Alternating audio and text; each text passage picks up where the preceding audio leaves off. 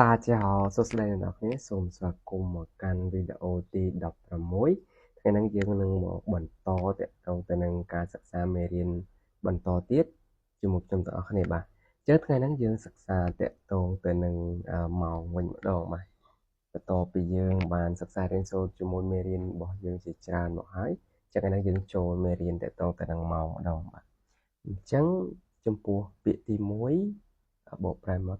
បាទចឹងចឹងយើងអានថាទៀនបាទទៀនសំឡេងទី3បាទចឹងអានថាទៀនបាទសំឡេងទី3បកប្រែមកថាម៉ោងបាទចឹងពាក្យបន្តទៀតយើងអានថា phân បាទ phân បាទ phân បកប្រែមកថានាទីបាទអញ្ចឹងបន្តទៀត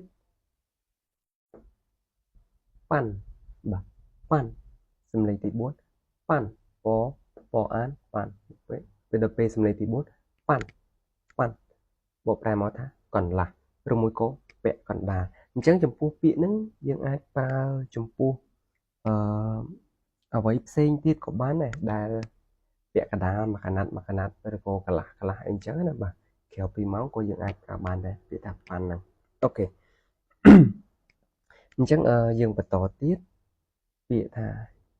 y ខបាទ y ខបកប្រែថា15នាទីបាទអញ្ចឹងក្នុងម៉ោងតាមពិតទៅយើងអាចហៅប៉ុណ្ណេះនាទីក៏បានដែរប៉ុន្តែនៅក្នុងហ្នឹងគេមានកន្លះម៉ោងគេមាន15នាទីឬស្មើ quarter អីអញ្ចឹងណាបាទអញ្ចឹង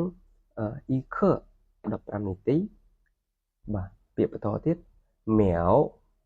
បាទ mèo វិនាទីបាទបន្ទាប់មកយើងមាន clear ចំនួន4អញ្ចឹងយើងមកអាន clear ទី1ទាំងអស់គ្នាបាទ clear ទី1អានថាជីទៀនបាទជីទៀនអញ្ចឹងបាទជីទៀនម៉ោងប៉ុន្មានបាទអញ្ចឹងយើងអាចសួរថាជីទៀនបកប្រែមកថាម៉ោងប៉ុន្មានបាទអញ្ចឹងដូចគ្នាដែរយើងអាចសួរមួយយ៉ាងទៀតដែរដែលភាគច្រើនយើងសួរថាម៉ោងប៉ុន្មាន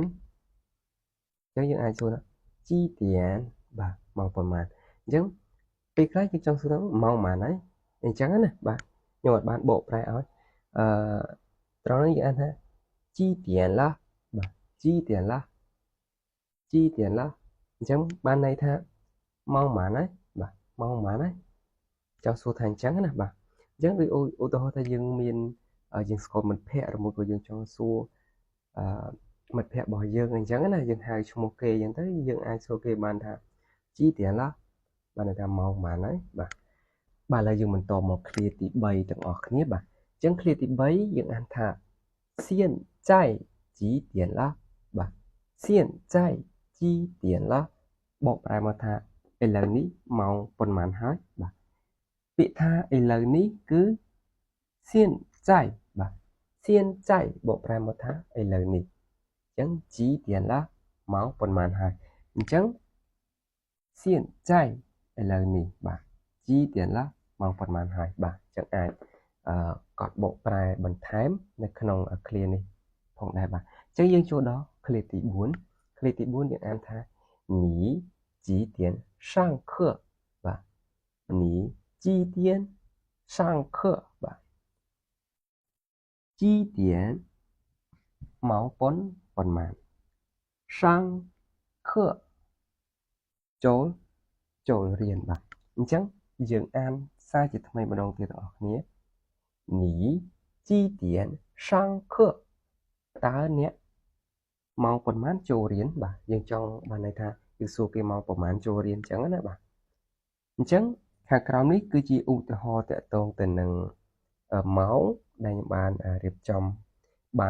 4ឧទាហរណ៍សម្រាប់ជាការឆ្លើយទៅនឹងសំណួរខាងលើទាំងអស់ហ្នឹងបាទអញ្ចឹងចំពោះឧទាហរណ៍ថាម៉ោង 10:35 នាទីអញ្ចឹងយើងត្រូវហៅម៉ោងខាងមុខនេះបាទលេខរួចហើយដាក់ម៉ោងដាក់ខ្នាតឯកតាម៉ោងសិនបន្ទាប់មកដាក់លេខនាទីបន្ទាប់មកបានយើងដាក់អីគេបាទដាក់ ขนาดពាក្យថានីតិហ្នឹងបន្ទាប់ពីលេខហ្នឹងឥឡូវយើងមើលទាំងអស់គ្នា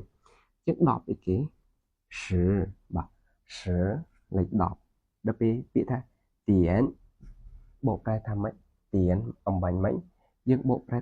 ថាម៉ោងមែនអត់បាទ10ទៀនបាទ10ទៀនម៉ោង10បាទនៅយើងនៅសល់អីគេបាទនៅសល់35មែនអត់អញ្ចឹង35អីគេ35 35បាទ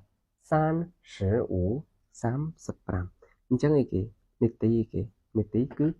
ហ្វិនបាទ35ហ្វិនអញ្ចឹង35នាទីអូខេឥឡូវយើងសូមអានម្ដងទៀតបាទ10点35分ម៉ោង10 35នាទីឥឡូវយើងបន្តទៅទៀតបាទអញ្ចឹងម៉ោង1 30នាទីយើងហៅថាម៉េចបាទលេខ1គេបាទ e បាទម៉ោងទៀនបាទអញ្ចឹង e ទៀនម៉ោង1បាទដល់ពេល30នាទី30នាទីយើងអាចហៅបានពីររបៀបយើងអាចហៅបានថាប៉ាន់នេះក៏បានដោយសារអីម៉ោង1កន្លះអញ្ចឹងដាក់ម៉ោង1ហើយថែមកន្លះមកគឺម៉ោង1កន្លះ e ទៀនប៉ាន់បានន័យថាម៉ោង1កន្លះវាក៏អាចហៅម្យ៉ាងបានទៀតថា1点30分បាទ1点30分បកប្រែមកថាម៉ោង1 30នាទីដូចគ្នាបាទអញ្ចឹងម៉ោង1 30នាទីយើងអាចហៅបានពីររបៀបបាទទី1 1点半មួយទៀត1点30分បាទហៅបានទាំងពីរបាទអញ្ចឹងយើងបន្តទៅមុខទៀតម៉ោង7 15នាទីបាទអញ្ចឹង7អីគេបាទឈីមែនអត់បាទឈីលេខ7ដល់ពេលទៀនម៉ោងបាទឈីទៀនម៉ោង7ដល់ពេលអីគេ15នាទីយើងរៀនអំបញ្ញមិញយើងអាចប្រើប្រាស់បានអ៊ីខឺបាទក្នុងនេះខ្ញុំឧទាហរណ៍មកជាធម្មតាវិញ15អីគេបាទ15បាទ15 15នាទីអញ្ចឹងយើងអាចហៅថា7点15分បាទមក7 15នាទីឬយើងអាចហៅម្យ៉ាងបានទៀតថា7点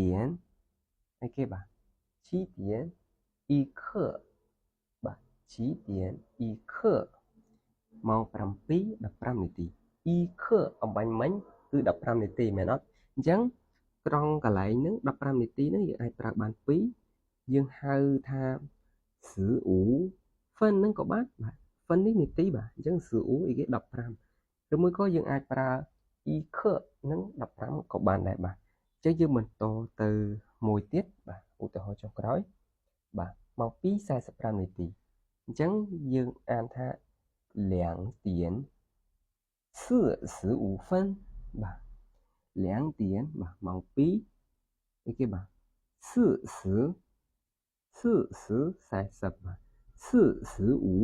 45ដល់ពេលហ្វិននាទីបាទអញ្ចឹងយើងបញ្ចូលគ្នាអានឡើងវិញទាំងអស់គ្នាបាទ2点45分បាទម៉ោង2 45នាទីបាទអញ្ចឹងឧទាហរណ៍យើងគឺមានប៉ុណ្ណឹងហើយជំហានខាងនេះគឺជាកិច្ចការផ្ទះសម្រាប់ឲ្យបងយកទៅហាត់ធ្វើហាត់សរសេរជាអក្សរចិនបែបនេះមកហើយដាក់ pin in